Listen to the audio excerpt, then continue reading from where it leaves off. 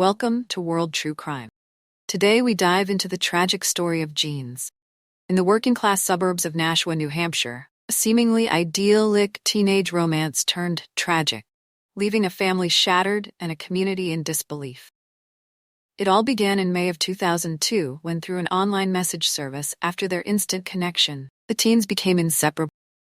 They exchanged messages daily and racked up over $500 in phone bills. Soon the two were talking about a future together, but before their future could begin, someone was going to die. This is a story of an obsessive teenage love affair to the extreme. A woman named Jean Dominico was born on August 29 in 1959 in Malden, Massachusetts. She grew up in Braintree, completed her high school education at Braintree High School. After graduating, Jean pursued higher education at Curry College in Milton, Massachusetts. Upon completing her college studies in 1987, Jean relocated to Nashua, New Hampshire, eventually settling down and marrying a man named Anthony Sinkus, and the couple went on to have 2 children together. First a daughter, Nicole, and then a couple years later a son named Charlie. The family lived at 6 Dumaine Avenue in Nashua, New Hampshire. Quaint 1,100 feet New England Cape Cod-style home. It had 3 bedrooms, 2 small bedrooms downstairs with a tiny kitchen and a sitting area, and 1 bedroom upstairs, but only 1 small bathroom. Whole family had to share. However, it did have a really nice big backyard and a garage. One day her children, who were school-aged at the time, were at a nearby park when a new mother on maternity leave noticed Jean's kind nature and gentle tone. Her own children. They began talking, and the mother, who was a teacher, asked Jean if she would be interested in looking after her new baby as a caretaker. When she went back to work, since the woman was a teacher, Jean would have weekends, summers, and all school holidays off to be with her own children. This was something that really appealed to Jean because she was focused on taking care of her family. The new mother had an instinct about Jean, and she would turn out to be correct for years. Jean cared for this woman's daughter and even helped the little girl when she was later diagnosed with developmental delays. In fact, Jean was instrumental in the child receiving an early diagnosis. When it came time for the little girl to go to school, Jean and her friend worried that she would fall through the cracks. That's when Jean decided to take classes and become a certified paraprofessional educational aide. That way the state would pay her to accompany the friend's child while they were at school. She did this until the little girl entered the 3rd grade, and with Jean's care she no longer needed an aide. As the years passed, Jean's marriage became tumultuous. It was plagued by poverty and domestic disputes that became physical. But through it all, Jean remained upbeat and positive. She finally decided to divorce Anthony in 1999, but she felt she had 2 blessings amidst her pain. Her 2 children, Nicole and Charlie. As a single mom, Jean took the role with utmost dedication. Her children became her world, and she worked tirelessly to ensure she provided them the best life possible. Jean was known by her family, friends, co-workers, and acquaintances as the most kind and genuine person they had ever met. She made a conscious effort to see the best in everyone, and despite experiencing some often dire situations, she got through them all with her signature positivity and resilience, even when she didn't have much herself. She was generous in all circumstances, even if it meant just sending over a homemade pina colada to a neighbor who had an exhausting day. Jean still raised her daughter Nicole and her son Charlie during this period. This meant she needed to seek full-time opportunity to accommodate her other 2 part-time jobs. It was essential for Jean to make sure her children knew they were her first priority. She would wake them up in the morning, get them ready for school, and take them to all their activities. More than anything, Jean wanted her kids to feel loved by her each and every day. Jean was fortunate to get a job at Oxford Health Plans in Hooks in New Hampshire as a senior service associate. This was only a 20-minute drive away. However, the demands of providing for her children meant that Jean had to spend long hours away from home. Her children became what's known as latchkey kids. This is a child whose parents are still at work. When they get out of class, they usually walk home or take the bus, and then they let themselves inside the house until their parents come home. Nicole was around 14, and Charlie was 12. Jean trusted them to make the right decisions and behave at home alone as she raised them to be responsible and trustworthy. In the year 2000, while working in Oxford, she met a man by the name of Chris McWan. They were both 40 years old at the time, with Jean being only 1 month older than Chris. The first thing Chris noticed about Jean was that she was a hard worker, and she had pretty sparkling eyes. Chris was immediately drawn to Jean. He respected her dedication to her children as well as her determination and commitment to work. And before long, the two were dating, and eventually they became engaged. In the book entitled Because You Love Me by author William Phelps, Chris is quoted saying that there is no other woman he ever met that could exude such charm and eloquence with just a simple facial expression and a smile. There was just something about Jean that was contagious and infectious. Chris said he was delighted to be in Jean's presence and that she made him feel comfortable and weak simultaneously. But by this time, Jean felt she needed to finish raising her children before she and Chris could get married. Chris, of course, respected Jean's decision, and he did his best to help her raise her kids and become a mentor and role model for them. Jean and the kids lived in a small house with only one bathroom. By the time she and Chris were dating, Jean had converted the attic space in the house into a bedroom for her daughter. It was chaotic, with so many people trying to get ready every morning.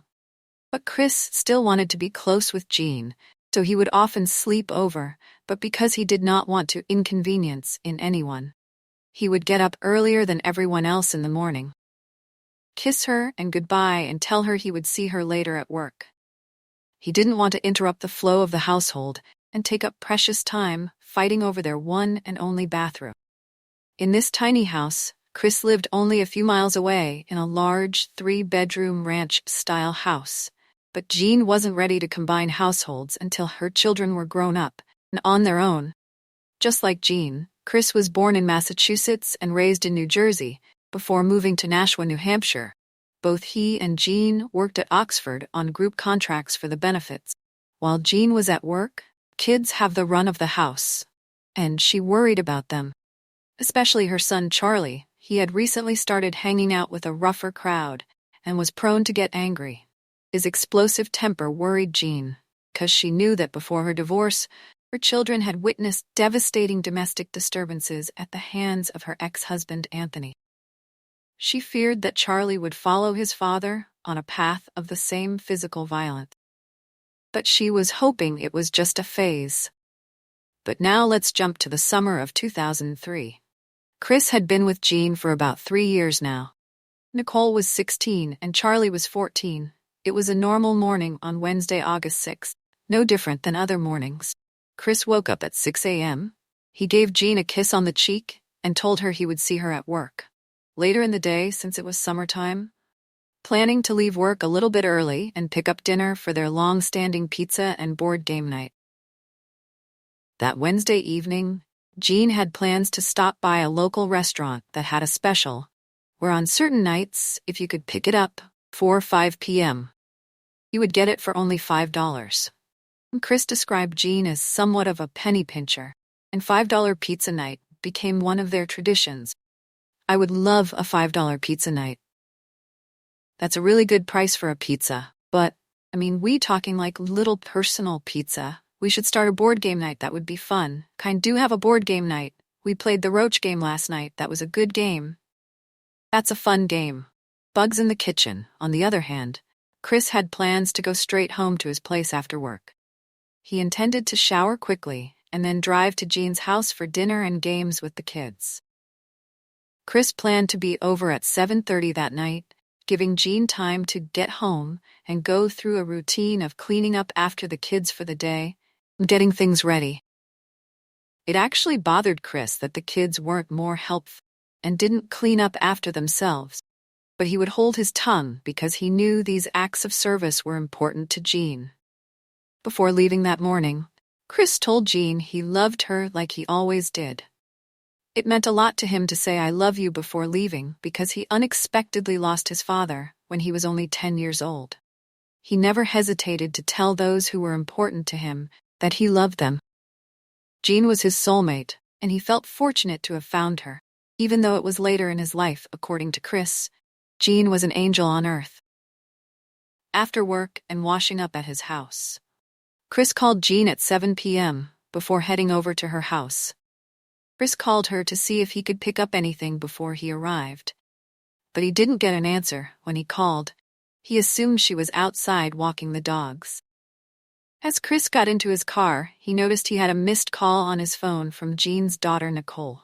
Nicole had left him this long, rambling voice message expressing her frustration about not being able to get in contact with her mother. She told Chris she could not reach anyone at the house, and Charlie was at a friend's house, and Nicole mentioned that her mom came home later than they had planned, and Nicole wanted to know if she was with Chris.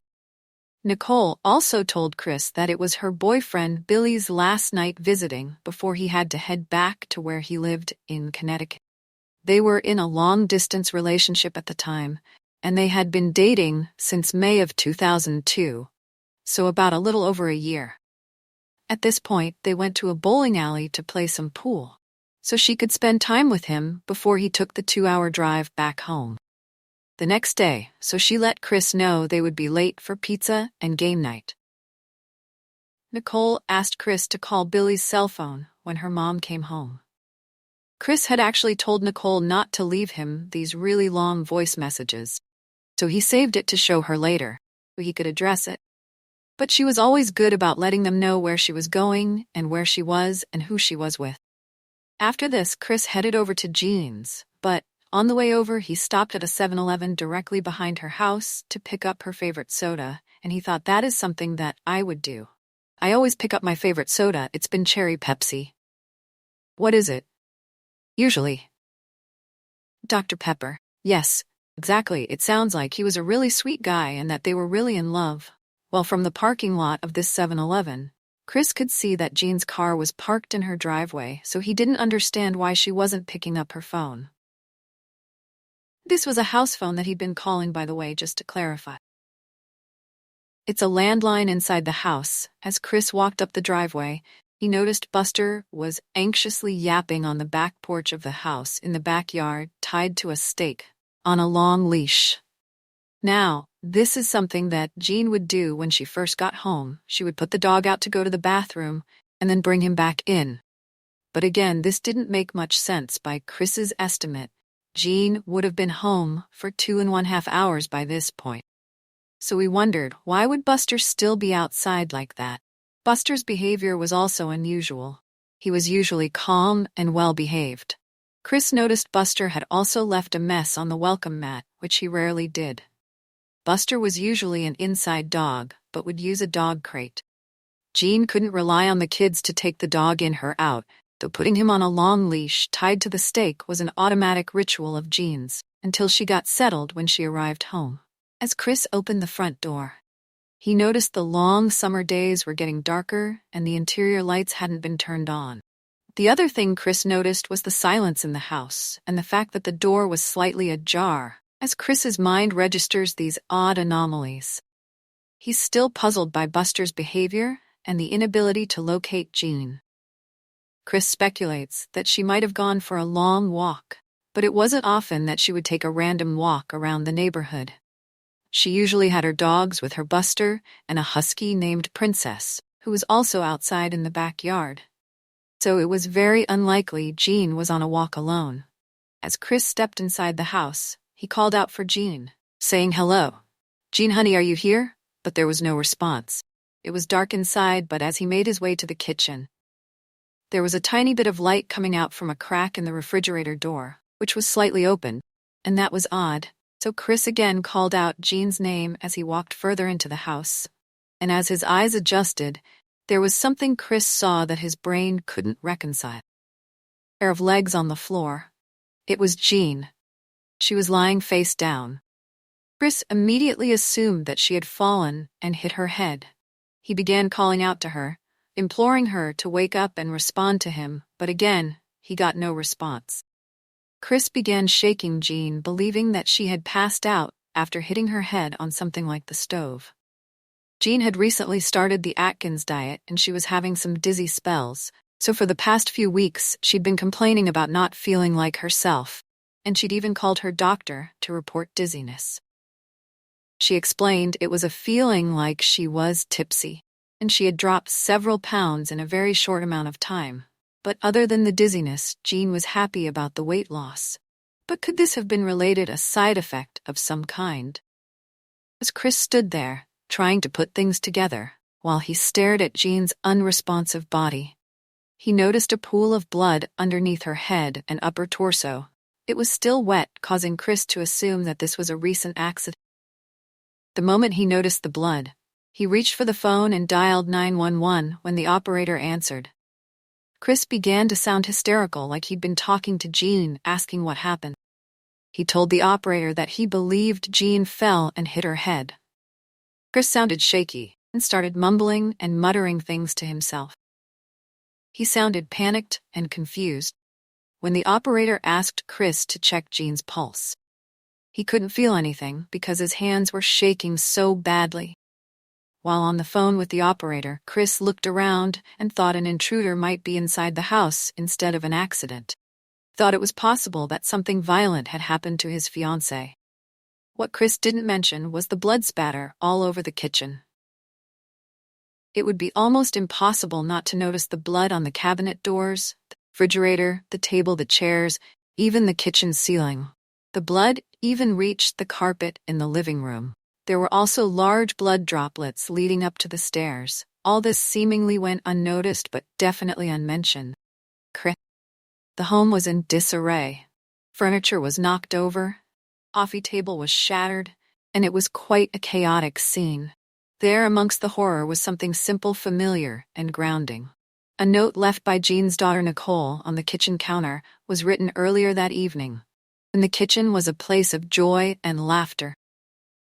It explained that she was going to Leda Land's bowling alley to play pool with Billy. It also mentioned that the couple would most likely stop at Brewster's, which was an ice cream shop nearby. Billy signed the note at the end, and it read, "Love Billy and Nicole," and thanked Jeanne, and said if she needed to reach them to call his cell phone. Then he said, "P.S. Have Chris come over for a Pictionary rematch." What AJ to position as this note existed among such a gory scene, one that Chris still hadn't completely been able to take in. He was still on the phone with the 911 operator, and he just kept repeating over and over again he didn't know what she had hit her head on. At this point, the TV in the living room was making it almost impossible for Chris to concentrate. The operator was asking him to kneel down and put his ear to Jeanne's mouth to see if he could figure out if she was still breathing. He asked her, "Can I please turn off the TV," because it was distracting him. But the operator told him not to touch anything until she was able to send an officer over there at this point. She put Chris on hold as she dialed a unit in the area for assistance, as well as an ambulance. The operator told Chris to stay on the line, but he didn't. Instead, he went to Jeanne's body, picked up her head, and cradled it in his hand. He noticed how cold she felt. He whispered that he loved her one last time, saying, "I love you, honey." He had no idea at that time that her body was covered in stab wounds. As he heard sirens, he just held Jeanne, then gave her a kiss on the cheek as he moved her hair away from her face. She had a cold, glassy stare, and he realized that she was gone forever. He wondered how her children would take this news, and I can't even imagine. I'm getting upset and sad, just thinking about finding somebody that I love, my soulmate, just dead and gone forever, and thinking about what her children are going to feel like when they find out that their mother is dead. It's a lot to take in. Well, the first responder to the scene was veteran Nashua police officer Kurt Gu. He was dispatched to what was relayed over the radio as a sudden death. He got there in just 3 minutes. Chris was still trying to figure out if Jeanne was still alive, but when Officer Gay took one look at her, there was no doubt about it. Jeanne was deceased. He recalled it being, in his words, a bloody mess, and he remembers seeing blood everywhere, all over the floor, all over the cabinetry. In his opinion, it was a massive amount, and it was still wet. He immediately knew that this was a murder, and considering it was a violent crime, the officer couldn't help but wonder if the only other person there was the culprit, Chris Macwa. mean, I don't blame him for assuming that Chris could have been responsible for this, without even knowing much about their dynamic. I mean, he's the partner that's always the first person that's going to be scrutinized. And within just a few minutes, other units from the Nashua Police Department had arrived, including another officer, Jeff Connor, who escorted Chris out of the house so they could allow medical personnel inside. Outside, they roped off a perimeter around Jean's home, and Sergeant William Moore took charge of the perimeter duty.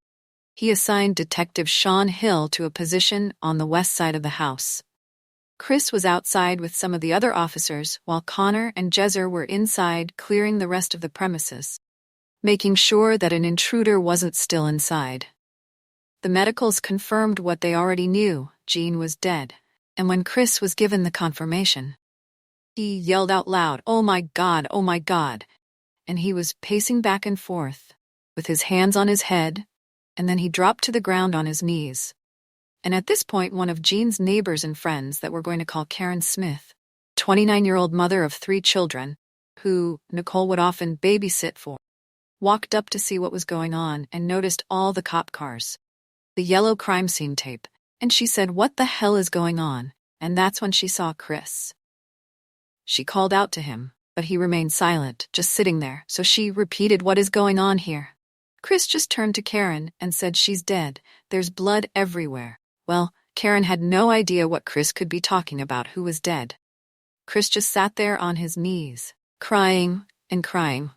Then he just shouted, "Why would someone do this to Jean? Why did this happen?" And now Karen knew who was hurt. She couldn't even begin to comprehend the magnitude of what happened. She realized she'd rushed over, leaving her own kids back at the house alone, though she had to leave. Plus, at this point, Chris had to give a statement to the police, but the officers did tell Karen that she would also be interviewed at some point, considering she was right next door. They would want to know if she had heard or seen anything unusual that day. All Karen could think about, when she got back inside her own house and saw her kids, was how Jean's son and daughter were going to hold up finding out their mother was dead. One by one, Jean's neighbors discovered that everything was not well on Domain Avenue around 7:30 p.m. 25-year-old Carla Hall, who lived right across the street from Jean, drove up to Domain from Amherst Street. That's when she saw the police activity, cop cars, the crime scene tape, and the ambulance. Most people have never actually witnessed a crime, especially a murder, so close to home. We all see it on TV or watch true crime videos like this one, but it rarely becomes a reality from where she was. The end of the street. Carla could tell that something had happened at either Karen or Place. Those were the first few homes on the block, and the cops weren't letting anyone through. Every car was turning around. Carla pulled over and walked up to one of the officers to ask what was going on, but instead of getting answers, she was informed in no uncertain terms that no one, including residents living on Duane Avenue, were allowed to enter this area. Even when Carla pointed to her house and told them she lived just a couple homes away, the officer told her it didn't matter. Carla got back inside her car and quickly called Karen to see what had happened. As soon as Karen answered the phone, it was obvious she was shook up and had been crying. Karen informed Carla of the news that Jean was dead, and it appeared that she had been murdered. That's all she knew, but it was enough to send Carla into a state of shock. Jean's dead. After getting this news, Carla marched back to the officer she had previously spoken to and let him know she heard the news that her friend Jean had been murdered. She asked again if she could please be escorted to her home. Carla was so close with Jean, even though she'd only live across the street for about a year. She actually believed that Jean had changed her life for the better in that short amount of time, and now she was dead. It was a lot for her to take in. The officer could tell she was upset and agreed to let her go home. Carla couldn't believe that Jean, of all people, would have been killed. She immediately thought about the fact that Jean was a mother. How devastating, what a tremendous loss. Especially losing someone like Jean, who Carla knew as such a positive and loving woman. Carla even referred to Jean's smile as contagious, and her voice was comforting and friendly. And now she was gone. Carla's thoughts went right to Jean's kids. and she wondered if they were home, wondered if they knew. And as she walked into her driveway, she shouted to one of the officers in the roadway, telling him they had to find Nicole and Charlie, make sure that they were okay, but most importantly, to make sure they were informed about their mother's death. For they found out some other way as Carla entered her own home. All the memories that she shared with Jeanne flashed through her mind, things as little as Jeanne coming over with AIA clades, or how much she cared about others even when she was going through her own struggles. Now crime scene investigators were standing above her lifeless body. Processing the scene, as they looked around, they immediately noticed several crucial pieces of evidence. Inside Jeanne's kitchen sink was a broken steak. Knife pieces were found inside, and then 2 additional knives were found outside in the backyard of the house. They also discovered a bloody palm print on the refrigerator door, and footprints were observed leading from the kitchen to the home. Second-story detectives were struck by the level of violence inflicted upon Jeanne. Presence of multiple knives, a bloody palm print, and the footprints suggested that the killer was determined and capable of extreme brutality, even at the expense of leaving evidence behind. This indicated a strong motive or a personal connection between the perpetrator and the victim. Well, by this point, they already had a prime suspect. Can you guess who? Well, obviously at this point, Chris was the only person they'd spoken to. He found her. He had access to the house. He called 911, and he was her partner. So I'm guessing it's him exactly. Chris was the first person the detectives wanted to speak with. He was covered in blood and standing right outside Jeanne's home. He was still shaken up, so answering even the simplest questions was difficult for Chris. Before they could really get any information out of him, he told the detective he needed to use the restroom. Chris suffered from multiple sclerosis, and his need was imminent. They denied him of the ability to use Jeanne's bathroom, so he asked to use the neighbor's. But the officers still denied his request first. They didn't want to let Chris out of their sight. And second, they were concerned that Chris would try to dispose of any evidence he was hiding.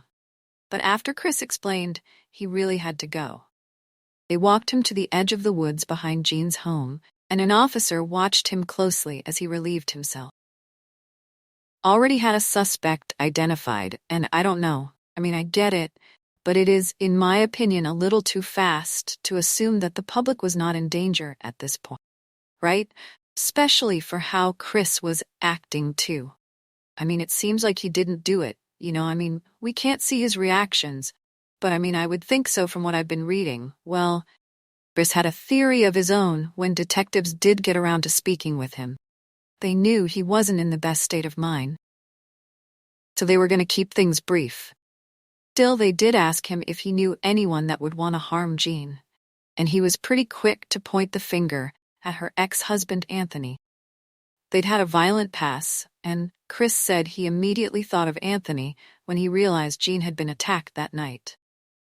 The detective spoke to several of Jeanne's neighbors to further corroborate Chris's statement.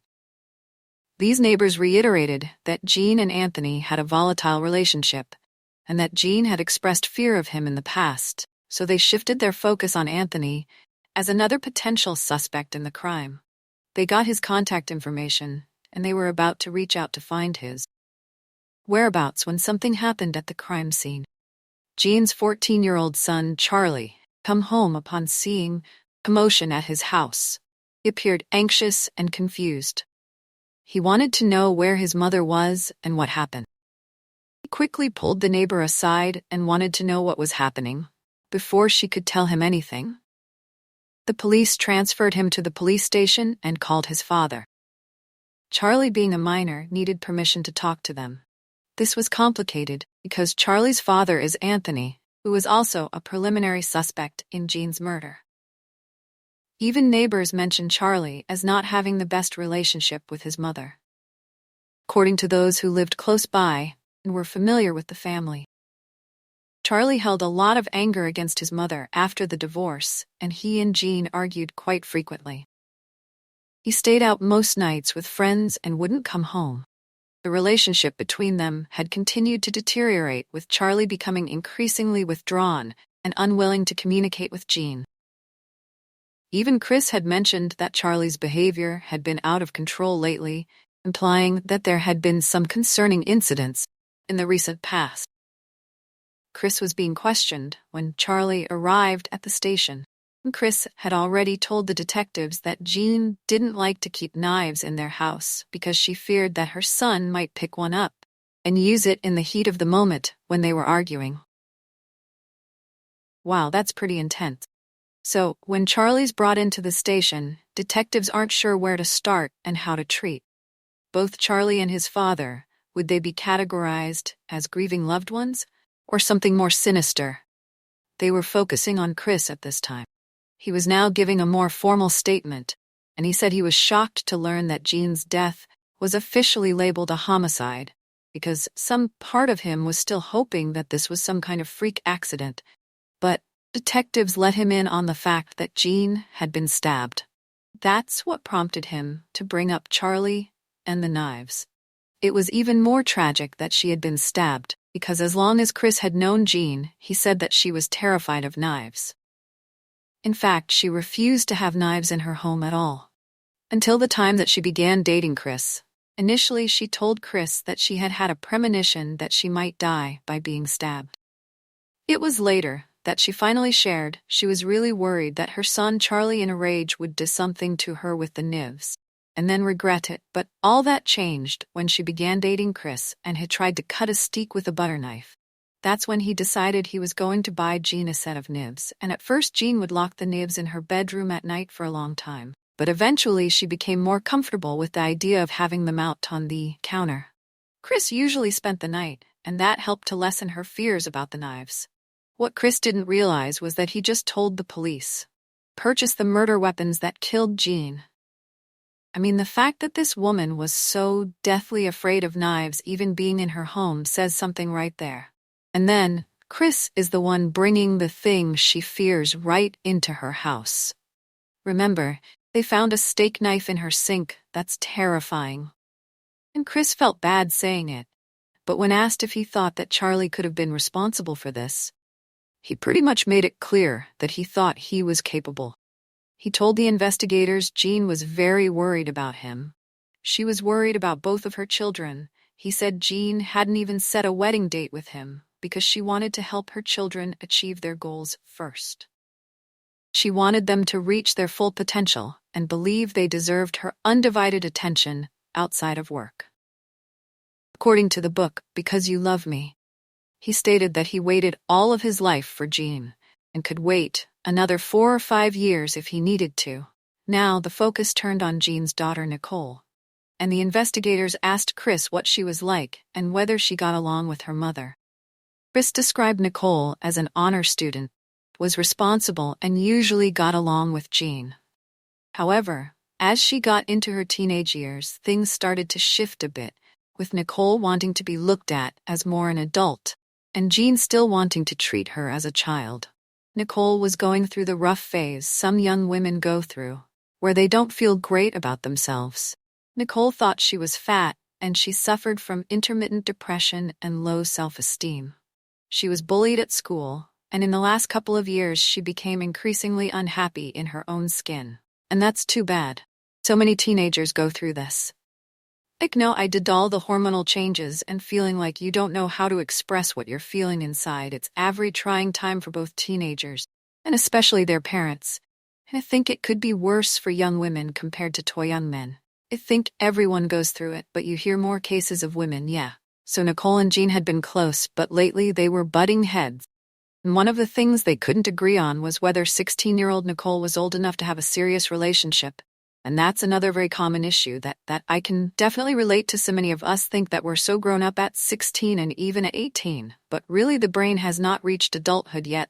I think it's 25, yeah, somewhere around there. Her plus event, though Nicole got good grades, it was tough for her. She was being bullied at school and she didn't feel like she had a solid support system in place. Sometimes a parent is enough and teens don't truly feel loved.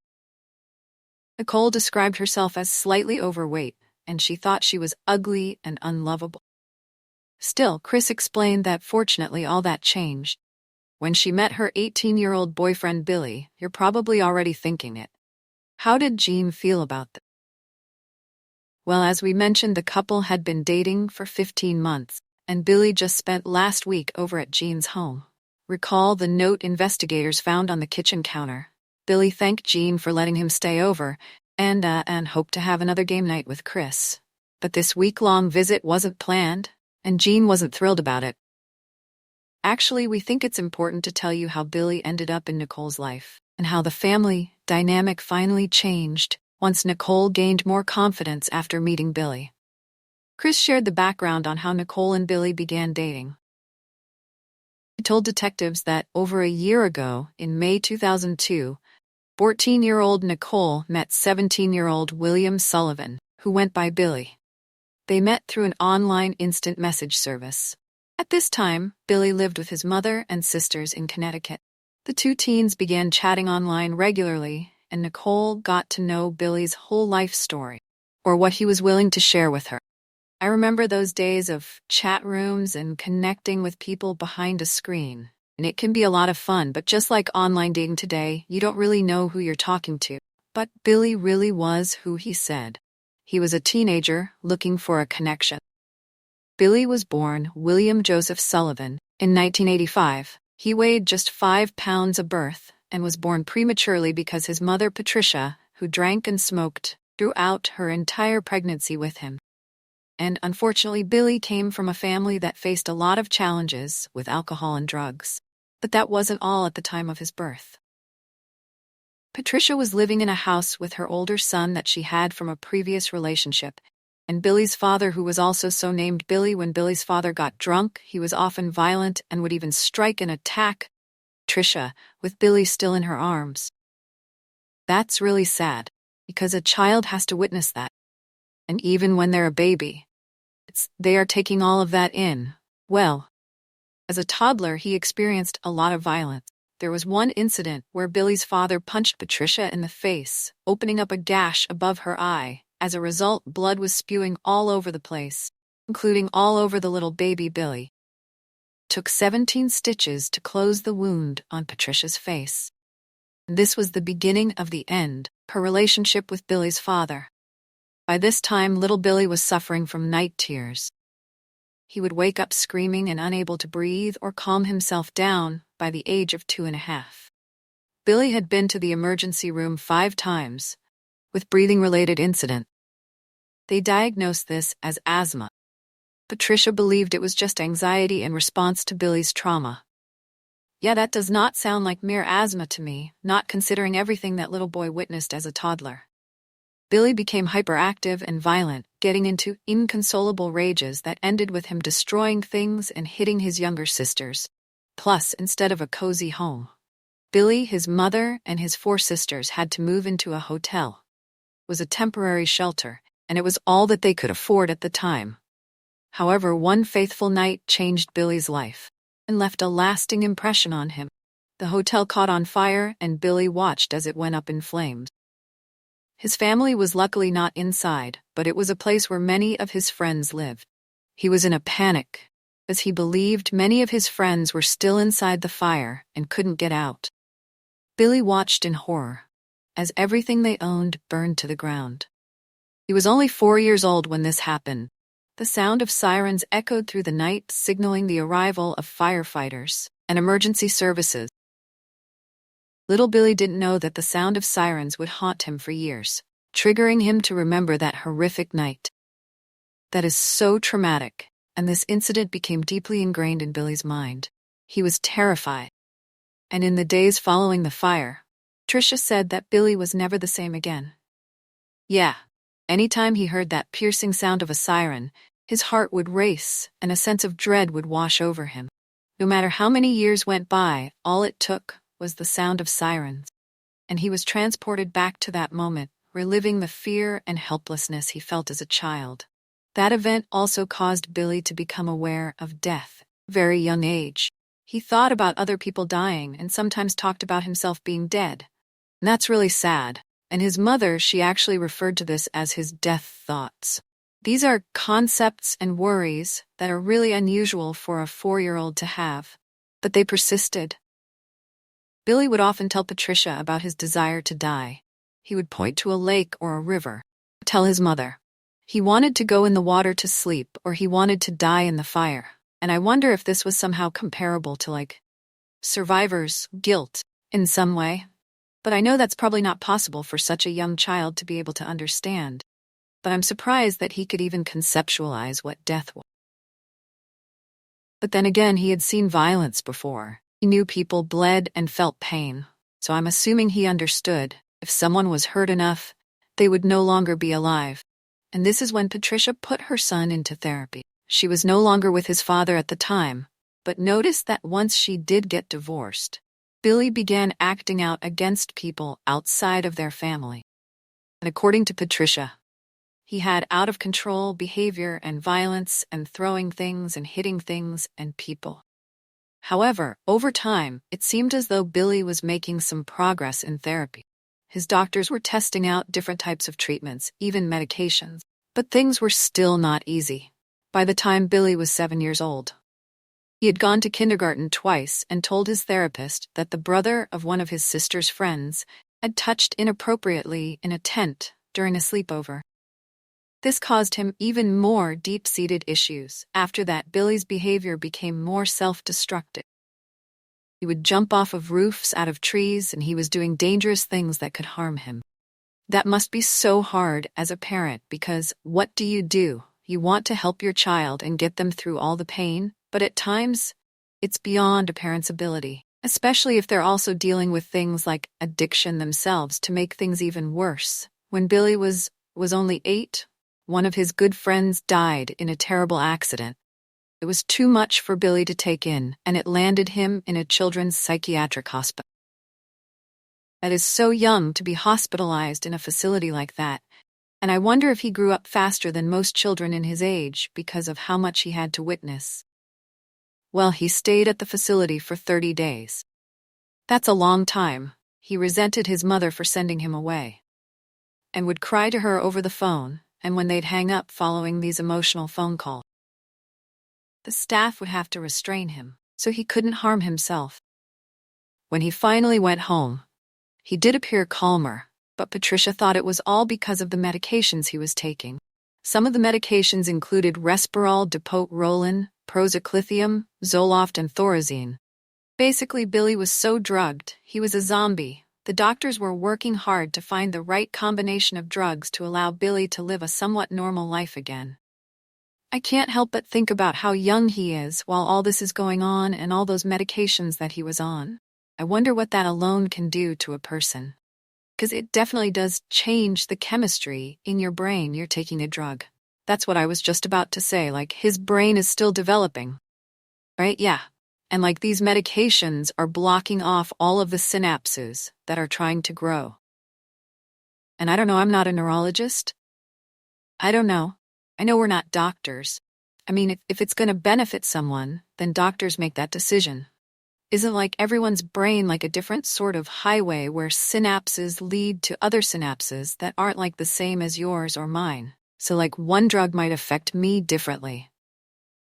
How's you affect everybody? It's like almost impossible. While medications and being sent away to psychiatric hospitals became the norm for Billy, Patricia felt those were her only options. She tried to have at-home care for Billy. But in 1994, when Billy was 9 years old, he attacked one of the workers with a baseball bat. Then he used the bat to destroy some of his sister's belongings. According to Patch, she no longer qualified for that type of assistance.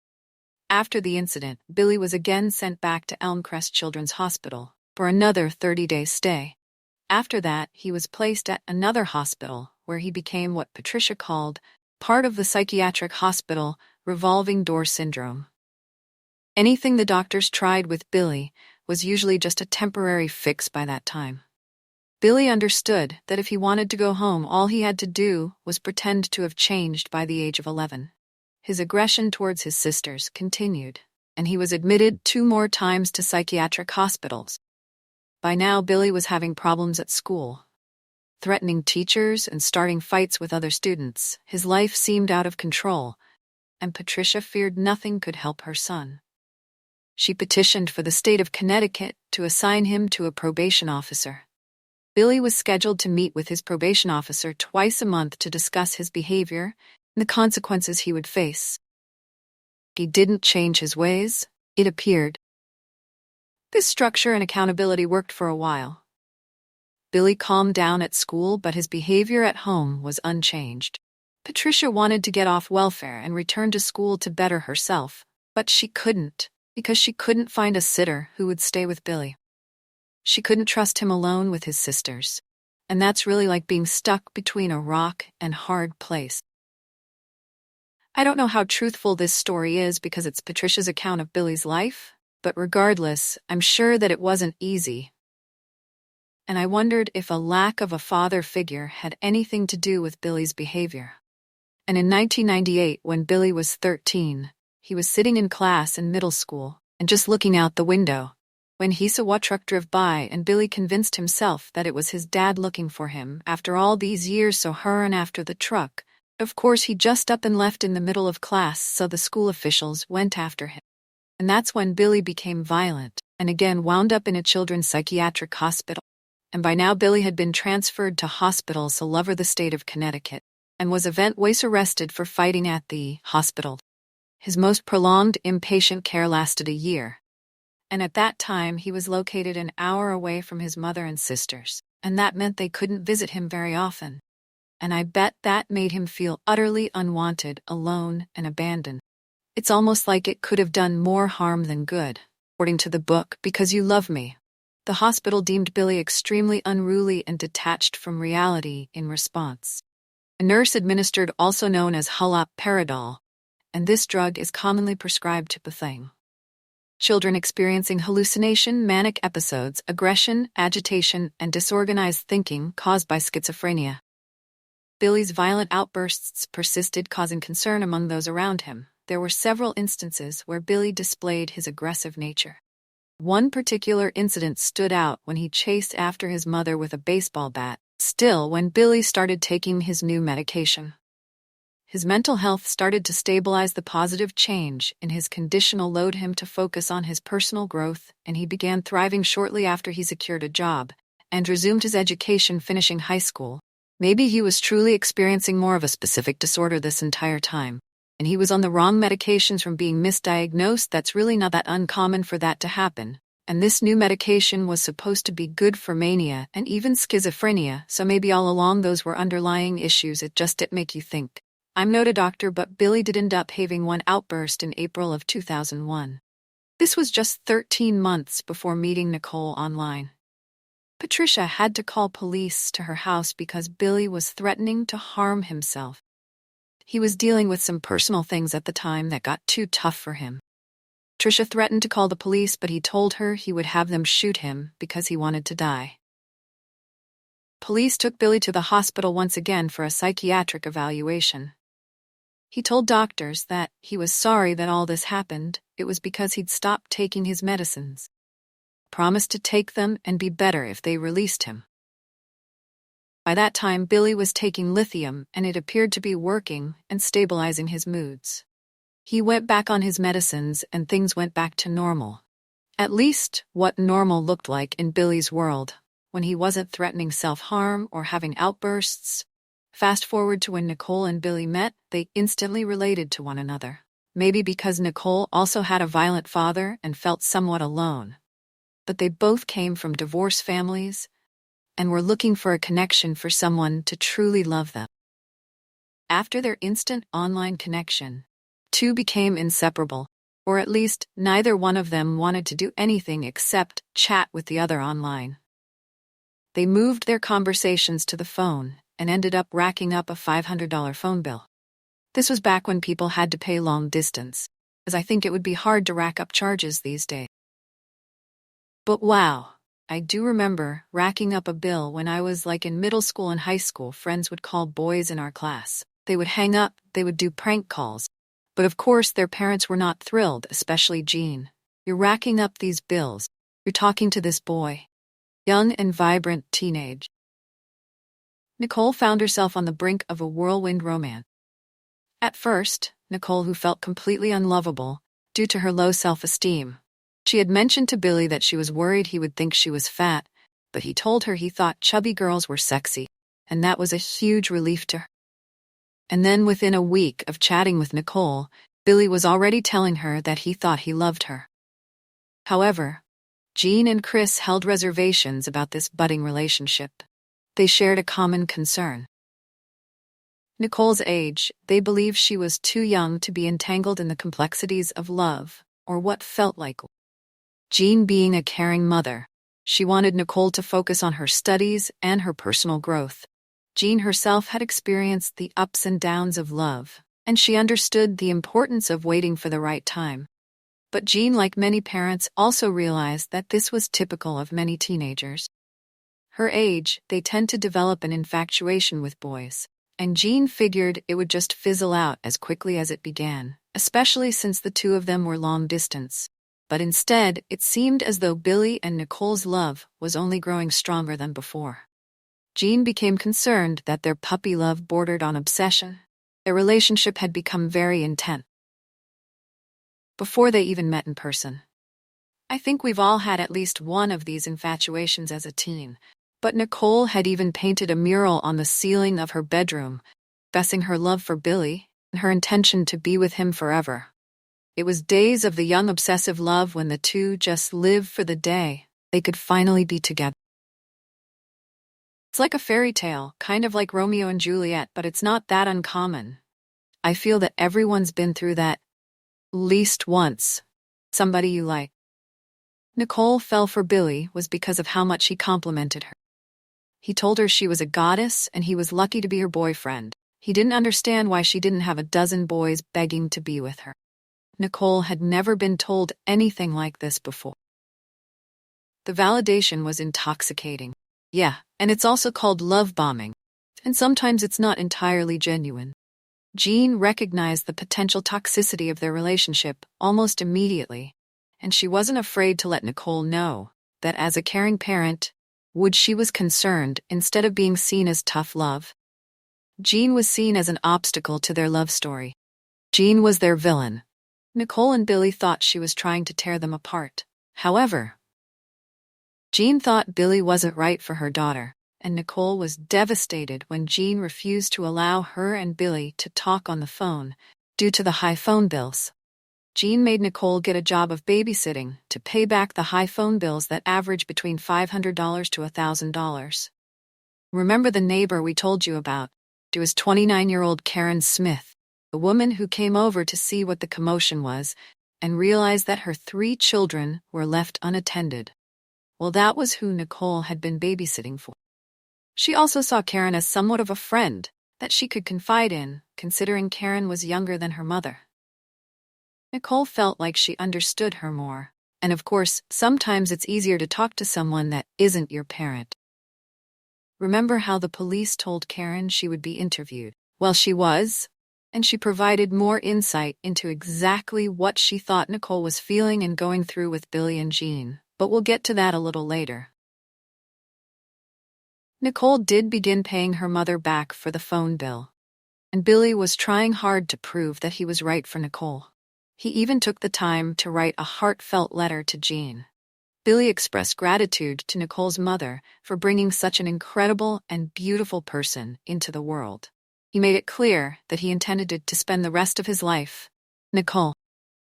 How they both had plans to work hard and save money together so they could get their own place. However, this letter filled Jeanne with fear and anxiety, instead of bringing her joy and acceptance.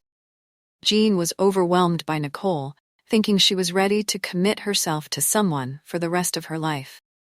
She couldn't help but worry about what this meant for Nicole's future and their relationship as a family. Jeanne felt as Nicole was slipping away. They used to be so close, but Jeanne tried her best to be supportive. Eventually, Nicole convinced her mom to take her to Connecticut so she can meet Billy in person. Jeanne hoped this would end their relationship, but if anything, they became more obsessed with one another. Their first meeting was an 8-hour date where Jeanne met Billy's mom and chaperoned. Everything went well until Nicole had to leave. This showed Jeanne how immature her daughter was, and she was caught in puppy love when Jeanne and Nicole pulled out of Billy's driveway. Nicole was hysterical for the entire 108 m 2-hour drive home. just crying and sobbing uncontrollably because Billy didn't have a car or driver's license. At the time, they wouldn't be able to see each other more often, leaving Nicole feeling helpless. Billy actually came up with an idea. He wanted Nicole to move in with him and his mom, and have Nicole finish high school in Connecticut, and that way he could be together with her. But Jeanne wouldn't even entertain that idea. She made it clear that Nicole would live with her until she turned 18. Later, when she found out Nicole and Billy wanted to get a joint checking account to save for their future, Jeanne ended that dream too. She told Nicole to never let a man have control over your money. I mean, she wasn't wrong, it's good to be independent, but that also means being independent of a man. And speaking as a woman who as an adult has made mistakes like that, Jeanne just seems like she loves her daughter and wants the best for her. Over the next 15 months, Nicole and Billy's relationship grew stronger. Billy worked as a fry cook manager at McDonald's and was helping to support his mother and sisters. He dreamed of becoming the manager of a McDonald's restaurant. Someday, he told Nicole his dreams were doable and would support their future family. He would tell Nicole they would do better than their parents. They would get a college education and buy a house before starting a family together. The two began making a list of everything they would need to do to live on their own someday. Down to kitchen appliances and bathroom, linens. Those aren't bad goals to have, but I could see only being 16 and 18, and they had just met. Their parents would probably think they are rushing. Nicole thought she was old enough to decide, so she wrote her mom a letter telling her she was deeply unhappy and begging to live with Billy and his mother. Now, I am not a huge fan of reading things for Brim. You probably know that by now, but I think it is important to understand everyone in this case, especially being able to hear Nicole's own words. So this letter read in part, "Mom, I'm going to put this as blatant as possible. I want to move in with Billy. I know you probably think how stupid and naive I am by saying that, but I'm really unhappy here. I guess I can hide it pretty well sometimes. But I don't like it here at all. My friends really shouldn't even be considered friends. And we all know how this family life is. The only person that really makes me happy is Billy, and I want to be with him. Think of it this way. There will be no more fights about using the phone line, and the phone bills will be reduced greatly. I could call you every day if you wanted me to, and I would be happy. Billy is the only person, anything that makes me feel truly happy. And moving there would be the greatest thing for our relationship. I'm determined to make this work out. Our fate and my happiness is in your hand." Of course, Jeanne told Nicole she would have to remain in her home until she graduated high school, and she wouldn't be changing her mind. The last line of Nicole's letter stuck with me, though. She said their fate is in Jeanne's hand. Well, unless Nicole ran away, I guess. Jeanne did still have a say in what she did. She's a minor, but as far as Jeanne was concerned, the discussion was closed. Billy tried writing more letters to Jeanne, too. In his letters, he promised to be a perfect gentleman with her daughter, and he promised her trust in him would not be misplaced. Jeanne saw this as an attempt to manipulate the situation, and she wouldn't budge. Her mind was made up until Nicole was done with high school. She wasn't going anywhere. And I'm sitting here thinking none of us know how good we have it as teenagers. We don't have to pay any bills. We're living rent-free. Billy couldn't help but feel personally insulted by Jeanne's refusal to allow her daughter to live with him in another state. They all tried to make the best of what they did have. Billy continued working hard and saving money, and Nicole focused on getting through high school. Things had died down regarding the back and forth between Nicole and her mother. As time passed, they all seemed to resign themselves to their own realities of the situation. Billy and Nicole were young and in love, but not old enough to make big moves on their own, and Jeanne had to accept that her daughter was becoming more independent. Nicole and Billy relied on chatting online to avoid raising phone bills and upset Jeanne, but their love and passion for one another was growing stronger. Billy had finally got his driver's license and had saved enough money to buy his own car. He reached one of his goals now. If he wanted to, he could make the 2-hour drive to go and see Nicole. And he wanted to. As a matter of fact, that's what he did. he requested a week's vacation from work and planned a surprise visit to Nicole in early August 2003. That's how he ended up staying at Jeanne's that week. It was a complete surprise. Neither Nicole nor Jeanne knew that Billy was coming, and I think it's a pretty sweet gesture. I like surprises like that, and Billy knew it was the summer, so Nicole didn't have school. However, he didn't put much thought into having a plan for where he would stay when he got to New Hampshire. But he just figured Jeanne would let him stay over her place, and if not, he would figure it out, even if he had to sleep in his car. He just wanted to see Nicole. Well, of course, she was ecstatic when he pulled up in the driveway. Everyone could tell how happy she was, and Nicole begged Jeanne to allow Billy to stay, and despite having some reservations, Jeanne reluctantly agreed to let him stay at their house for the week. She knew how badly they wanted to spend time together, and she did see signs that they were both truly trying to juggle being together, but also abiding by all the rules that Jeanne set in place. They all seemed to be trying, and of course, Billy wasn't allowed to sleep in Nicole's bedroom. So, while he visited, Jeanne made him sleep on the couch downstairs in the living room. But Nicole would end up sleeping on the floor right next to the couch while holding Billy's hand all night long. Wow. And one night they all sat down for dinner, and Billy said that this was his first home-cooked meal in a long time. And Jeanne seemed surprised and said that he was welcome to come for a home-cooked meal at her house anytime he wanted to visit. They spent time having game nights together, and Billy and Nicole seemed really happy.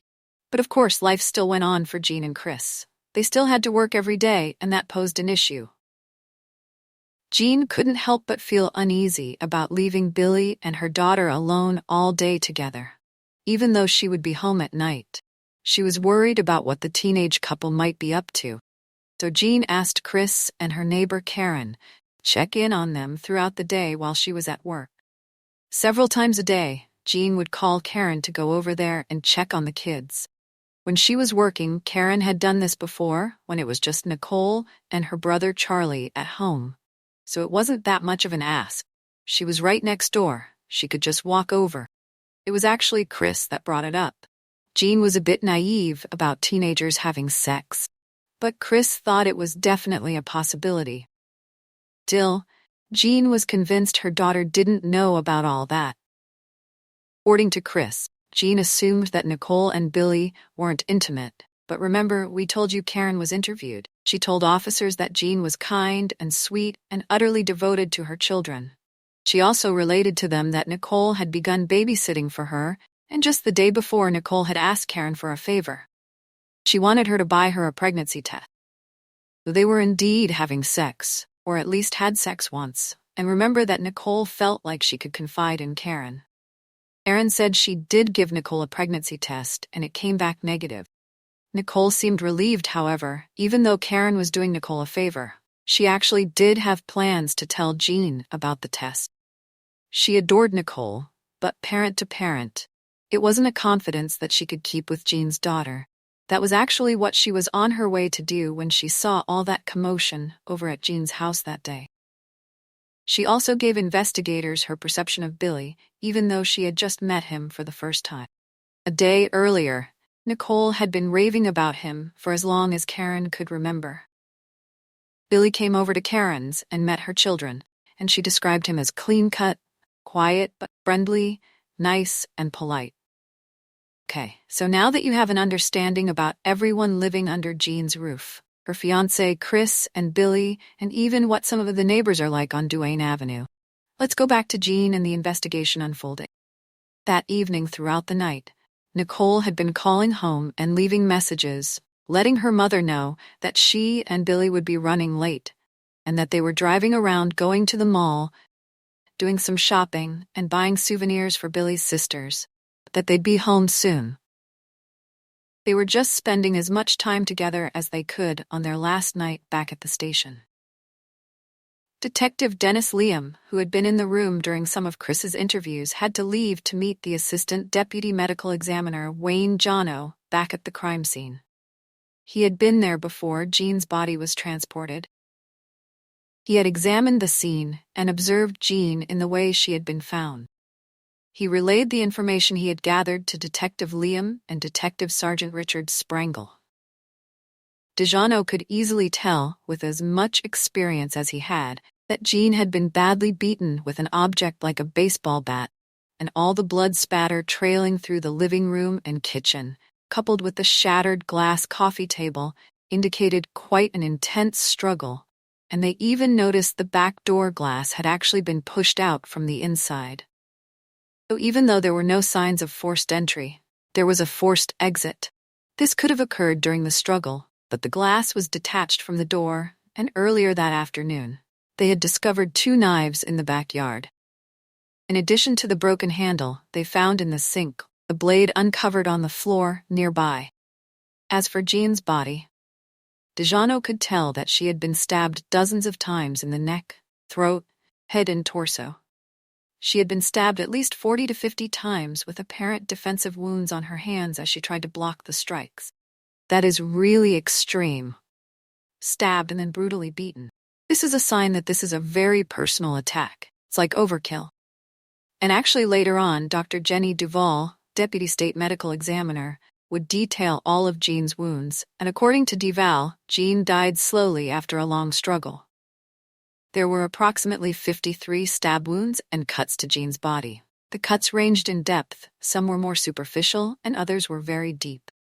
28 of the stab wounds were to Jeanne's neck, throat area, and her face. Another 25 or so were around Jeanne's chest, mostly in the area right above her heart, but these went deep inside. However, only one hit a vital organ, penetrating into her left. This is what caused Jeanne's death. She was basically left on the floor in pain, unable to move and bleeding out, not able to breathe.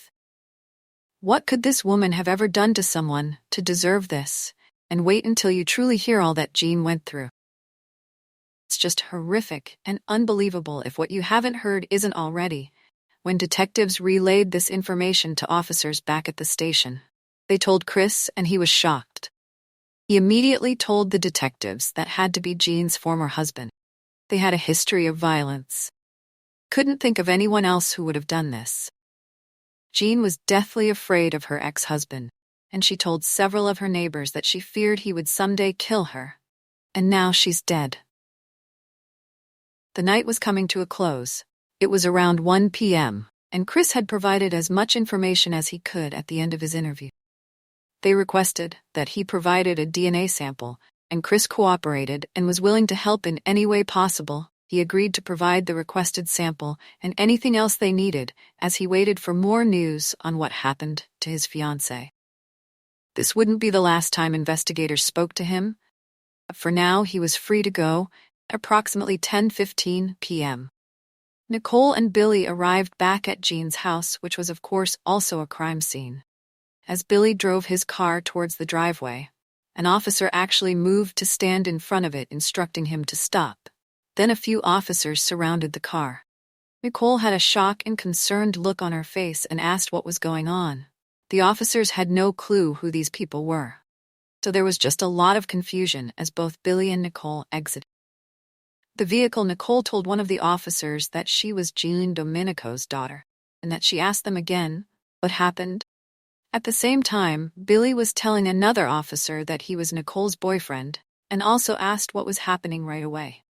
The detectives on the scene figured out who Billy and Nicole were and separated them, bring them down to the station.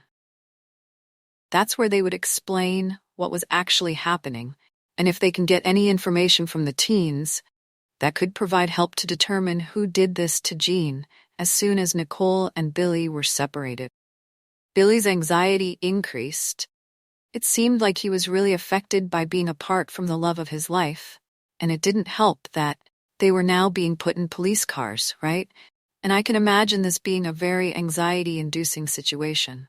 Yes, and as soon as Billy and Nicole were transported to the police station, Billy began to act hyper and agitated, and he repeatedly apologized for not being able to sit. Still, he told officers that he suffered from high anxiety and had missed taking his medication that day to regulate his mood. Billy kept asking different officers when he could see Nicole, explaining that he had been separated when they arrived at the crime scene. The officers kept saying the same thing, to hang tight, and everything would be explained to them as soon as they could. But they needed to take their statements separately. Then they could be together again. This was all a normal procedure. They began interviewing Billy because he was 18, but they had to wait for permission from Nicole's father in order to interview her, since she was still a minor. The first thing that Detective Land noticed about Billy was that he had a lot of nervous energy. His legs would shake, swing, and tap on the ground. I do the same thing, and so do you. Sometimes I have to put my hand on your leg to stop. You people see us swiveling all the time. Feel like this, but I understand when you're in this position, it might look a little suspicious, definitely. Exasperated 1 minute. He was talkative and friendly the next. He was agitated and nervous. Billy explained that he had spent the week with Nicole and was planning to leave the next morning back home to Connecticut. He told them he needed to call his mom to let her know that everything was okay. Then he told officers he felt like he was going to be sick. He began vomiting into a trash can at this moment. Billy believed that there was something very wrong.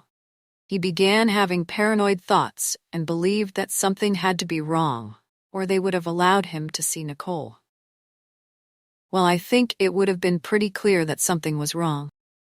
If you pulled up to your girlfriend's house, there's a bunch of police and detectives and crime scene tape all over the place.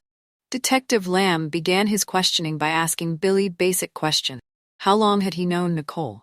How long had they been together? And Billy told him 15 months, but he lied and said they met through a friend instead of online in a chat room. That's when the detective told Billy that Nicole's mother had been seriously injured, and he wanted to talk to him about his whereabouts that day to see if he saw or heard anything, could give them a clue as to who might have been responsible. Billy seemed somewhat detached, but said he would love to help them with whatever he could provide, starting with the fact that he was Jean's daughter's boyfriend, and he thought that Jeanne was a lovely lady, but other than that, he didn't have much information to share. Liam asked him if he and Nicole had spent the day together, and Billy said they had.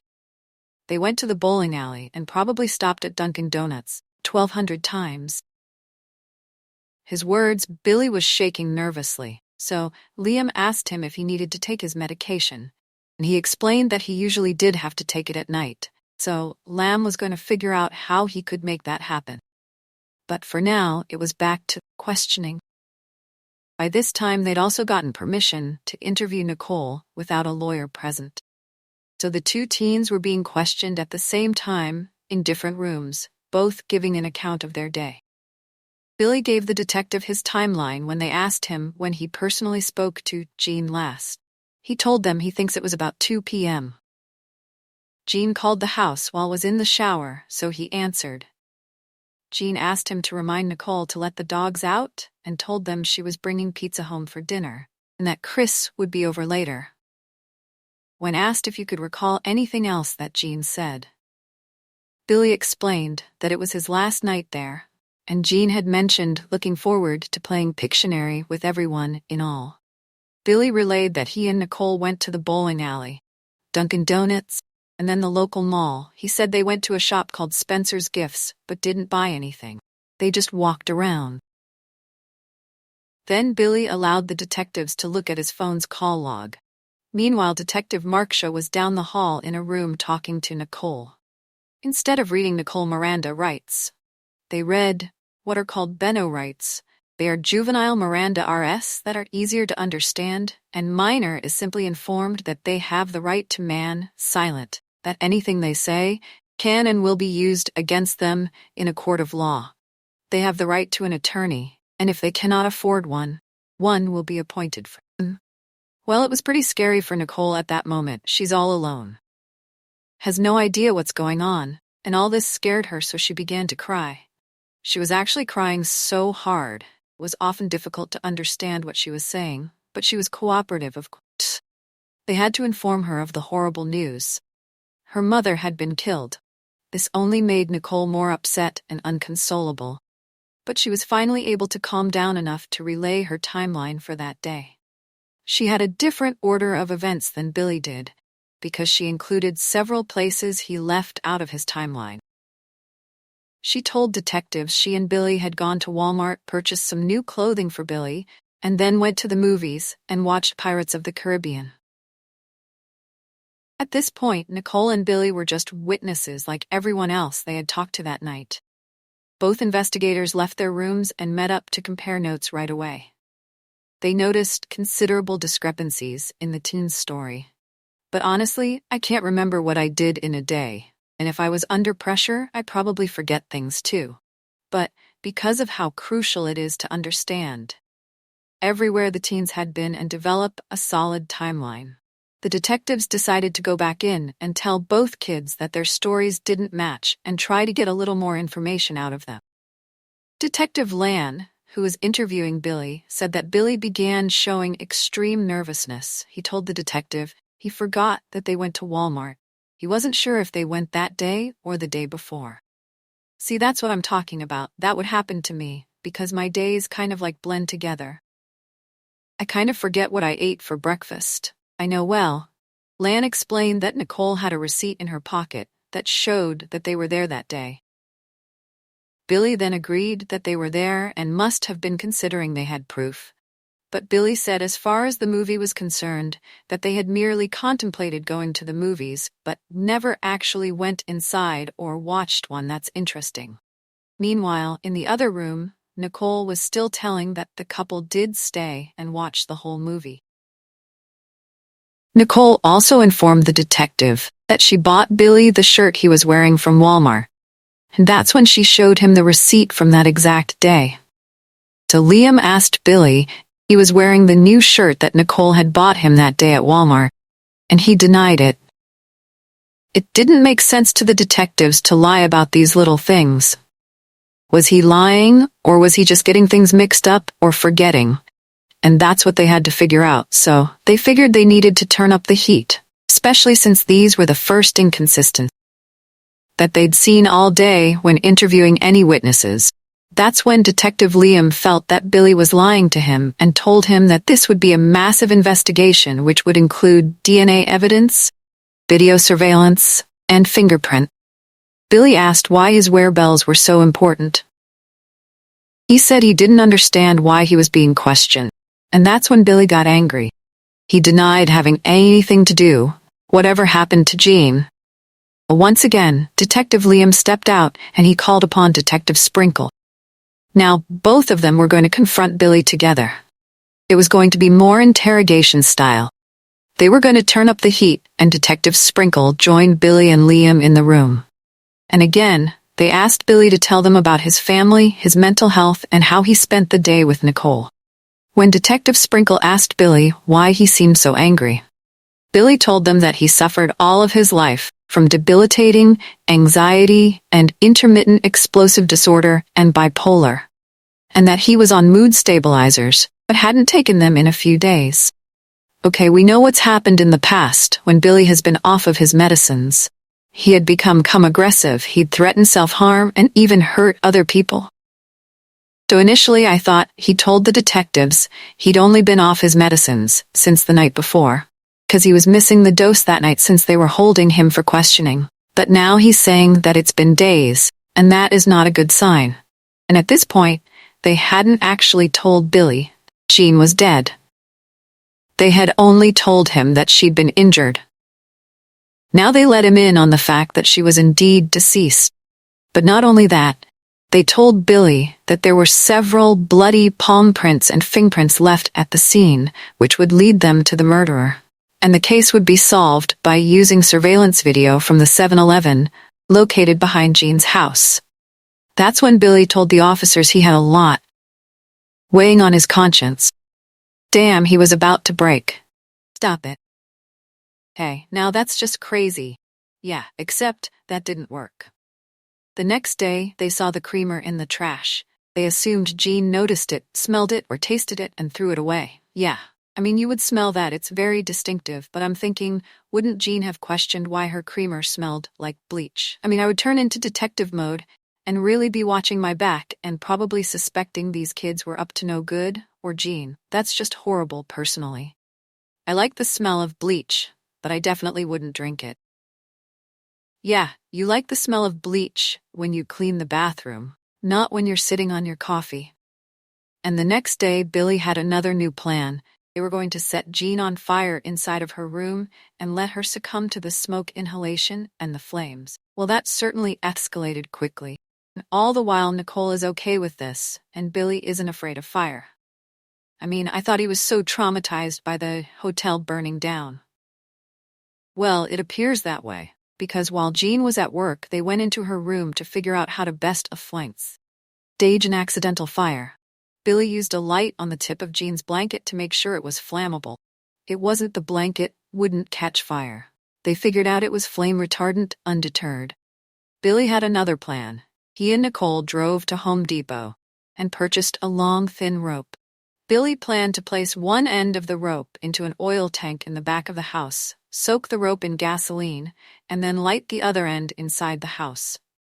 Billy told Nicole the house would blow up, and then they would be down the block by the time it happened. Billy thought using the gasoline-soaked rope as a fuse. It was a genius plan. He's a man with many plans, but Nicole explained to the detective that before carrying out the fire, she packed her diary and some clothes in a bag and headed to the backyard to place the rope into the fuel tank, as instructed. However, Chris was outside talking to Billy, and Nicole got worried she was going to get caught. So instead, she ran to the edge of the woods and disposed of the rope behind her mother's house. And later, Nicole grabbed the rope and threw it in the garbage can. So far, all of their plans had failed, and Nicole told detective that after the rope incident, they decided their plans shouldn't include fires or blowing up houses by this time. It seemed Nicole had become desensitized to killing her mother because she sat there heartlessly explaining how disappointed she and Billy were with all of their failed attempts on ending her mother's life.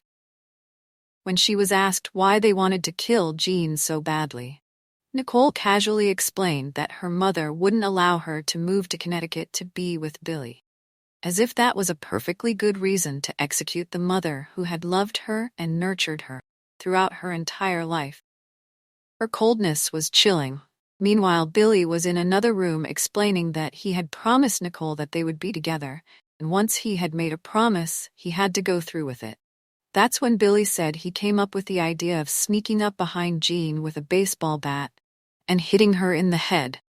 At first, Nicole had mixed feelings about the plan, but eventually, she thought it was the best-case scenario. At this point, Nicole hated her mother for wanting her to be miserable and keeping her away from Billy. She would explain to him how terrible her mother was and how awful it was to live with her. So this new plan involved Billy strategically placing a baseball bat within easy reach inside the home. Billy was going to plan to attack Jeanne until she was dead. This is when everything came out. Billy explained that at 4:40 p.m., on August 6th, he and Nicole went to the bowling alley to finalize their plan of attack. The bowling alley was 5 minutes away from Jeanne's house, and they would be on surveillance video with a rock-solid alibi. This past week together strengthened their bond, and they now believe they couldn't be apart more than ever. They drove to the nearby Dunkin' Donuts and eagerly waited for Jeanne to return home from work, their hearts pounding with anticipation. Billy's mind raced with various thoughts and emotions as they sat inside the car. He knew this act of violence would forever change their lives, but he convinced himself it was necessary. Finally, they saw Jeanne's car pulling into the driveway, signaling the beginning of their meticulously planned execution. They drove by Nicole's house to ensure her mother had gotten inside. She did. Her car was empty and parked in the driveway. This was it. Billy and Nicole parked across the street at the 7-Eleven parking lot. Nicole bought a teen magazine and sat back in the car as Billy walked over to the house. I am in utter disbelief that this is even real, but unfortunately it is. And what we're about to tell you is so heartbreaking and so evil, so please prepare yourself. It was now 6 p.m. and Billy told Nicole the whole thing wouldn't take more than 2 minutes. Billy told detectives that he walked into the house with plans to do it, but his conscience began to weigh on him. Jeanne was sitting at the kitchen table when Billy walked through the door. Jeanne faced him, said, "Hi, Jeanne." Said, "Hi, Jeanne." He said that Jeanne appeared surprised and slightly alarmed to see him alone without about Nicole. She asked him where her daughter was, and then he just began making small talk about baseball. Next, he went into Charlie's room and came out swinging an aluminum baseball bat. Billy began making small talk with Jeanne about his favorite teams that year. While talking, Jeanne and Billy both went into the living room and sat down, while they were presumably waiting for Nicole to come back home. One point, Jeanne asked Billy to put the baseball bat down because it was making her nervous. He began taking practice swings, and Jeanne was worried he was going to hit something in the house.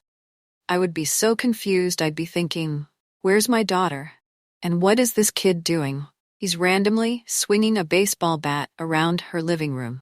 And that's when Billy picks up Nicole's cordless phone and called his cell phone, which was in the car with Nicole. She answered, and she wanted to know what was taking him so long.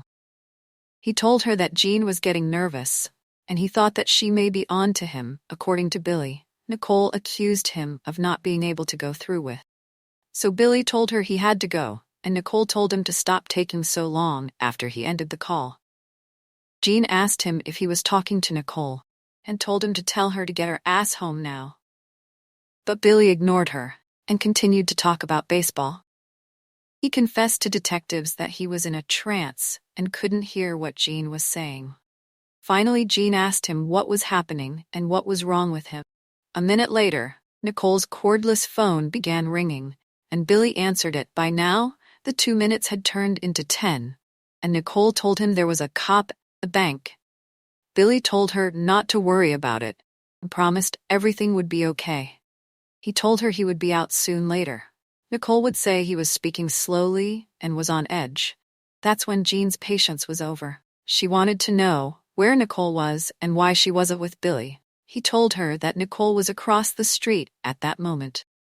Billy got upset that Jeanne was yelling and getting mad at Nicole. He decided a mother shouldn't treat a daughter that way. Suddenly, a surge of violence came over him. He raised the baseball bat and aimed it for the back of Jeanne's head, but she turned and instead, he hit her shoulder. He told the detectives it came to a point where he realized he would do anything for love, and that meant swinging a bat at the head of his girlfriend's mother, so that they could be together.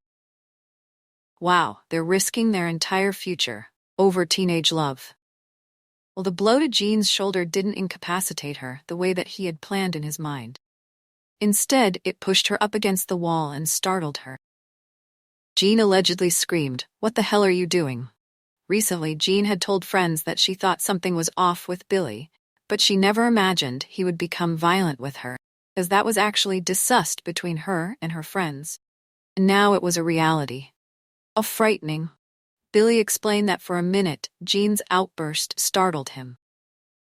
He realized in that moment that if he stopped now, Jeanne would never allow him to have any contact with Nicole again. And worse, Jeanne would press criminal charges against him. Everything happened in slow motion when he realized he needed to kill her to keep Nicole. He lunged at her and they both fell on the coffee table, smashing it into pieces for several long minutes. Jeanne put up an intense fight, scratching, kicking, and even pulling Billy's hair to get him to stop, but he didn't. It was relentless. Billy told detectives that he and Jeanne were wrestling until she managed to get up and run for the back door near the kitchen. But he caught up to her, and he pulled her back into the house, and she fell backwards on top of him. Billy said when Jeanne realized she couldn't get out the back door, she tackled him. That's when he thought that he needed to finish it as quickly as possible. Those were his words. They were now inside the kitchen, and Billy broke free, and then ran and grabbed a steak knife from the counter. Jeanne's worst fear was coming true. She always believed she would die being stabbed to death. Billy lunged at her and stabbed her right in the shoulder with the knife. He used so much force that the knife blade broke off in his hand, causing him to get a small cut. Billy went to the kitchen again, and this time he grabbed a butcher's knife. Billy's confession sent shockwaves through the room. The detectives were in disbelief as Billy revealed Jeanne's tragic fate. Now he began stabbing Jeanne in the upper torso, neck, and face. He stabbed her a few times in the throat, wondering what was taking her so long to die. But as we explained from the medical examiner, Dr. Javal, it turns out none of his stab wounds were fatal, except for the one that nicked her lung. But it would be a number of thrusts before that occurred. But once Billy finally hit her lung, it slowly filled with blood when asked how many times he thinks he stabbed her. Billy said that he thought he stabbed her maybe 8 times. We know it was closer to over 50 times, and that takes so much rage. It's actually quite exhausting to raise your arm and come down with such force again and again. That's over 100 movements up and down over and over again. As Billy continued his story, the detectives noticed it matched the evidence. There was a window pane in the door that was broken from the inside out, and police initially thought that this was an attempt to make it look like a burglary, with the glass going in the wrong direction. Instead, it was Jeanne's last burst of energy. She had picked up a knife and lunged at him, slipped in her own blood, and fell into the window, which pushed out the glass. This is when Jeanne went down and never came back up. Billy was standing over her when she took her last breath, and he said that her last words were, "I'm done," and that is just so heartbreaking. Billy told the detectives he had to make sure she was dead, so she couldn't call 911 and tell them what happened to her. Remember the medical examiner describing all the places Jeanne had been stabbed? Well, there were wounds in Jeanne's back, on her wrist, her chest and throat, even her face. There were 13 on the right side of her head, 9 in the back of her neck and head, altogether 50 from the top of her head to her torso. Apparently, some of those were after she was lying on the ground, unable to move. Maybe he thought that she was faking it, because there's a lot of people that have actually survived by just lying really still and holding the breath until the killer walks away. So he sat there and continued to stab her to make sure that she would never get up. Billy confessed that he hastily gathered the incriminating evidence in the scene as quickly as possible. Billy didn't realize he left bloody fingerprints behind on the knives, the baseball bat, and the palm print on the refrigerator, and before he left, he was covered in blood, and he goes upstairs to change, leaving bloody footprints on the stairs that led straight up to Nicole's bedroom. Right? And when he changed clothes, not even realizing he had blood on his face, arms, and his hands. And what sickens me is while this life and death struggle is happening between her mother and her boyfriend, Nicole was sitting in Billy's car at the 7-Eleven parking lot, just fully absorbed in her new teen magazine. She had even lost track of time, so when Billy returned and slapped the car windshield, it startled her once back of the car. Billy told Nicole he realized he left his inhaler back at the house and needed a towel for the blood on his face and hand. His new shirt had blood on it too, so he realized he would need another new shirt. That's when he told Nicole that she had to go back in the house and get what he needed. He said he had done his part, and this was her part. Nicole had no idea the kind of brutality her mother went through, but she knew she didn't want to go back inside that house. She could see the blood on Billy. She didn't want to see her mother or the consequences of their actions, but Billy insisted she had to go back in. Nicole would later tell detectives that she didn't like to defy him. Nicole pushed the door open that was partially blocked by her mother's body. She finally saw what Billy had done, and instead of rendering aid or calling 911, she just callously stepped right over her mother and proceeded to fulfill Billy's demands. She noticed that Billy had left behind a knife. She grabbed it and disposed of it along with the things he asked for when she got back to the car. She said, "Oh my God. Oh my God. She's dead," as if the gravity of her plan was just hitting her in that moment.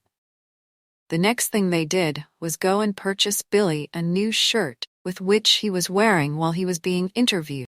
We station. Once Nicole returned to the car, she and Billy embarked on a mission to dispose of the evidence. They drove to several locations, carefully discarding any incriminating items that could link them to the crime, after successfully removing any traces of their involvement at various spots. They headed to Walmart to get Billy some new clothes. Both teens had been confessing to what happened that day. Their stories weren't exactly the same, but we told you a combination of their confessions and what detectives could determine from the investigation. After her confession, Nicole cooperated with the police and provided them with information regarding the whereabouts of the clan. Hidden evidence, acting upon her disclosure, investigator swiftly recovered several crucial items. Among the recovered pieces of evidence were the bloody bat, a set of knives, and Billy's shirt, unpronounced to Chris at the time. Nicole and Billy were both arrested and charged with Jean's murder. When Chris left the station, he had no answers about what had happened, and he was told Charlie was going home and with his dad to Massachusetts. This upset Chris, because he knew Jeanne would not want her son going back with his father. The police explained there wasn't anything they could do about it, since he was the only living legal guardian as Chris left the station. Charlie was sitting on the stairs out front. Chris put his arms around Charlie and told him you would help him through this. Then he asked him if he would be okay with his father, and he said yes. That's when Charlie said something that would turn out to be profoundly prophetic. He turned to Chris and said he did this when Chris asked him who he was talking about. He said Billy. Chris tried to comfort him and told him he had it wrong, that Billy wasn't involved, but Charlie just kept repeating that he knew Billy was responsible. Something in that last week that Charlie observed or overheard or intuitively interpreted was telling him that his sister's boyfriend was responsible for his mother's murder. And the next day he wrote on Facebook, quote, "Mom, I miss you so much. I'm sorry I wasn't there for you when you needed me the most. I'm sorry I let you down. I love you," end quote. The next day, the victim's advocate called Chris McGaughan and told him that he had 2 people in custody for Jean's murder, and she had some good news and some bad news. Then she asked him to sit down and told him the 2 suspects that were in custody were Nicole and Billy, and Chris was shocked.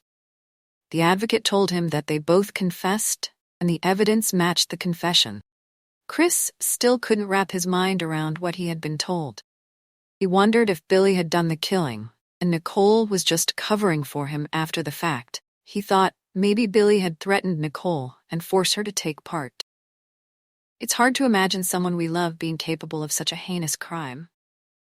But by the time Billy was on trial, Chris would learn that Nicole was not only a willing participant, but others believe she was the driving force behind all of this. Following his arrest, Billy immediately blamed Nicole for quickly caving and confessing, and of course, he insisted Nicole had way more to do with it than it being all him that came up with the plans.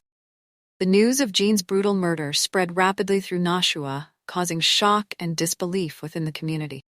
Billy's family, like everyone else, was utterly stunned by the tragic news. Billy's mother had spoken to him the day of the murder. It was around 7:30 p.m. This would have been after he killed Jeanne. And Patricia said he sounded fine. He was calm and told her that he and Nicole were just driving around town doing some shopping. Patricia told him not to spend too much money, and then she asked if he had been taking his medications. He lied and said that he had. She knew how fast he could become unhinged when he didn't take his medicines. But to this extent that was unreal really though, because he's been violent in the past. So I wondered, was it that shocking after all the things he had ever done right? But as his mother, I understand why she's trying to put the best face forward for her son. Nicole and Billy were charged with first-degree murder and conspiracy to commit murder. In the case of Nicole, she was going to be tried as an adult due to the severity and brutality of the crime. Billy pleaded not guilty because of insanity. Once in jail, he began talking to a new 15-year-old girl, and he convinced her that Nicole and another boy had committed the murder, and they were framing him. And he promised that once he was released from prison, that they would be together. And just like with Nicole, he began telling her he loved her, and he told her how she had to become emancipated from her parents so that they could run off together.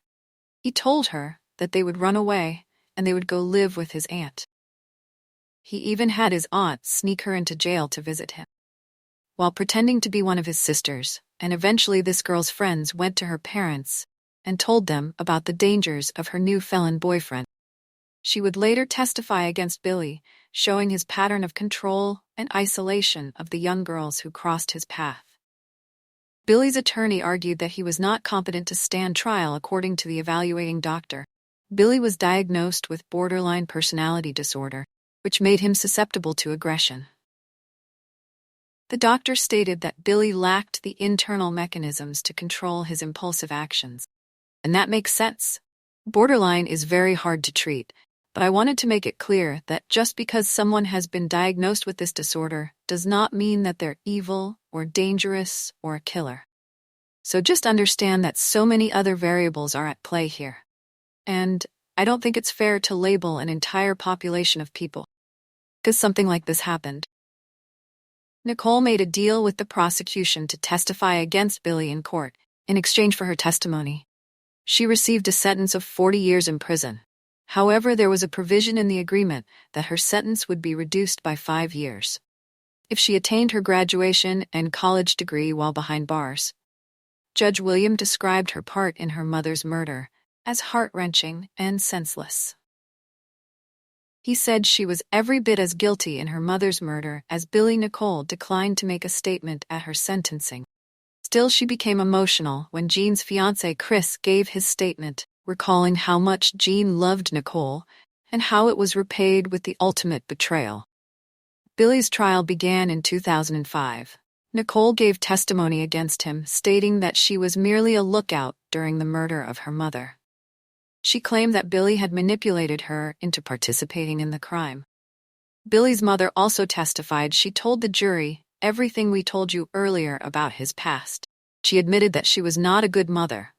She confessed that she drank at least a 6-pack of beer every day of her pregnancy and believed that is why Billy was born prematurely, and maybe it was also why he had so many issues. I just want to point out that despite a background of domestic issues and addiction, Billy always thought of his mother as a superhero and a warrior who fought to keep them all together. Recall how upset he got when Jean insinuated that his mother didn't cook a meal. Patricia went on to tell the jury that as a toddler, Billy became hyperactive and violent.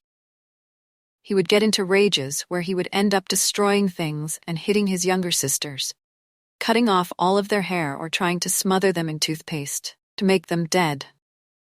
This is what he imagined he was doing to his sisters. Billy began explaining to Patricia his detailed plans for how he planned to die, and on one occasion he told her he was going to stand on a big rock and jump in the river until it took him away and killed him. It's true.